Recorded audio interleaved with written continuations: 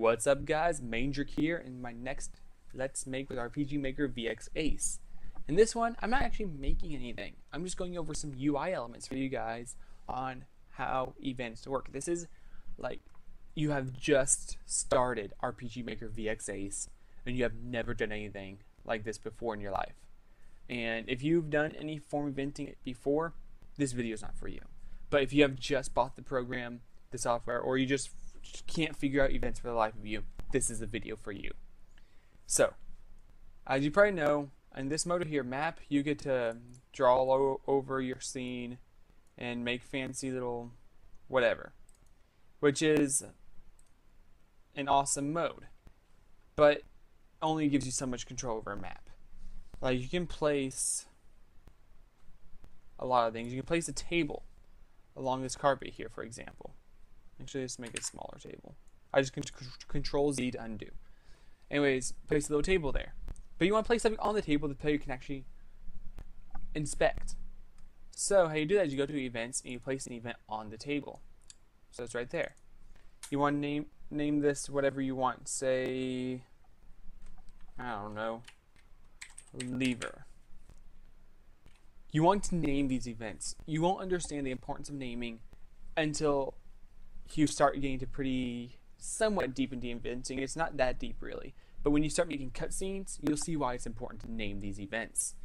Anyways, at the top right here, or the top middle I should say, you'll see new event page, copy event page, paste event page, delete event page, and clear event page. These all are to obviously control event pages, which you'll see down here. If I press new event page, this page will pop up. Now there's a lot of power and limitations to these pages that you got to be aware of. The biggest limitation is only one of them will be running at a time. So in order to do so, whichever one has the highest number takes precedence. If page 1 and 2 conditions right here were true for both of them to be met, only page 2 will be showing. Whereas if there's a condition on page 2 that is required to be met before it changes, say self switch A is on and it's not on, then page 1 will be rendered. Now, how do you change the self switch? That's pretty simple. Through the contents, you have these event commands. All you have to do is double click right there and you get to place these commands. So there's a lot of commands to go through. It can be very daunting at first. Hence my events tutorial series I'll be working on. I'm going to be going through each and every single one of these commands, letting you know how they work, what they do, why they do what they do, and showing you examples using them. In this one, I'm going to be using a very simple command, control self switch, which if you remember from earlier on our page 2, I set self switch A to be on. So I'll basically be just showing you how to flip that switch. And switches are Boolean operations. In other words, 1 or 0, true or false, on or off, black and white. It can either be one or the other. It cannot be nothing in between. Those are switches, which are separate from variables, but they are very similar. But basically with this command, you want to set self switch A on. So basically when the event is activated, it'll turn that switch on. Moving on down here to graphic. You can set the graphic to whatever you want. It can be a lot of images. People usually is what they are, monsters even. But in this example, I'm going to be showing you switch or a lever right here. Now, this is an inanimate object, which you obviously don't want walking around, which is what this autonomous movement is. If it's random, you're going to see a walking around lever, which is not going to make any sense at all. Whereas if you set it to approach, it'll approach the player, or custom, which is set to movement path. Obviously, you do not want it moving. You want it to remain fixed.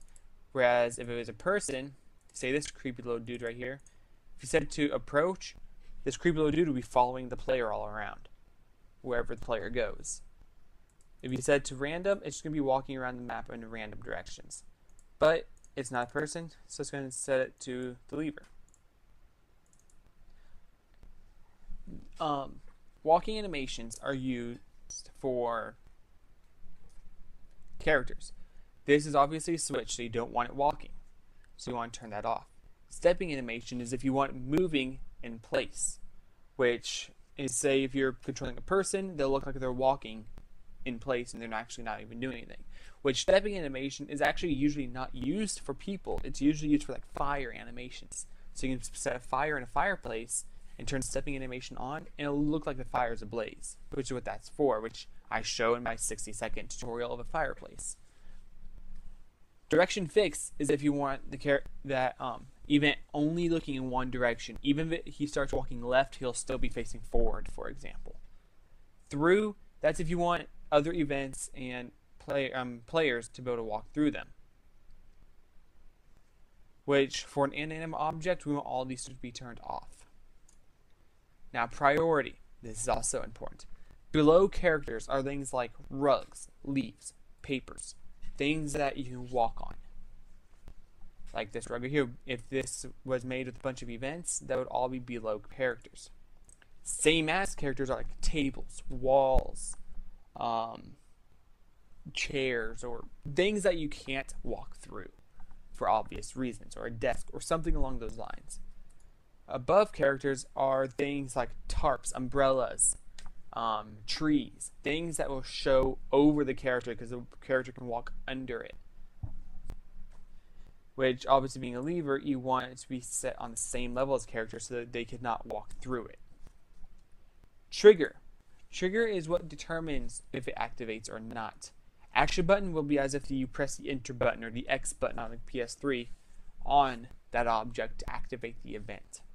Player touch is if all you have to do is walk up to it, touch it, and it activates, which is what you usually do, use for something like a door or a hole through a floor that you can't see.